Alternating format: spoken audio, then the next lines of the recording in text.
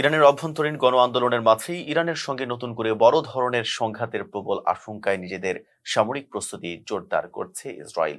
শুক্রবার ইসরায়েলি গণমাধ্যমের প্রতিবেদনে উঠে এসেছে, দেশটির নিরাপত্তা বাহিনী সম্ভাব্য যুদ্ধের জন্য কোমর বেঁধে নামছে।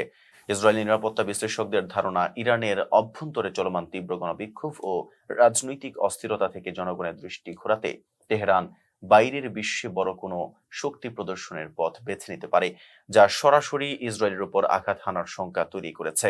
গোয়েন্দা তথ্যের ভিত্তিতে ইসরায়েল মনে করছে, ইরান তাদের ব্যালিস্টিক ক্ষেপণাস্ত্র কর্মসূচির গতি নজিরবিহীনভাবে বাড়িয়ে দিয়েছে। একই সঙ্গে নতুন নতুন ক্ষেপণাস্ত্র ও উৎক্ষেপণ ব্যবস্থার পরীক্ষাও চালাচ্ছে তারা।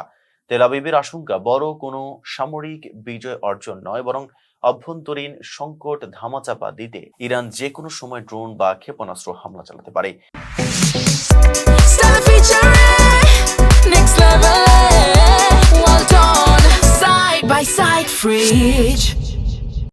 এমন পরিস্থিতিতে ইসরায়েলি প্রতিরক্ষা বাহিনী সর্বোচ্চ সতর্কাবস্থায় রয়েছে।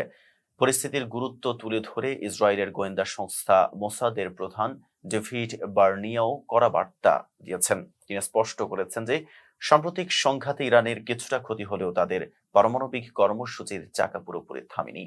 তার মতে, তেহরানের পারমাণবিক হুমকি এখনো বহাল তবিয়তে রয়েছে এবং তা ইসরায়েলের অস্তিত্বের জন্য বড় চ্যালেঞ্জ।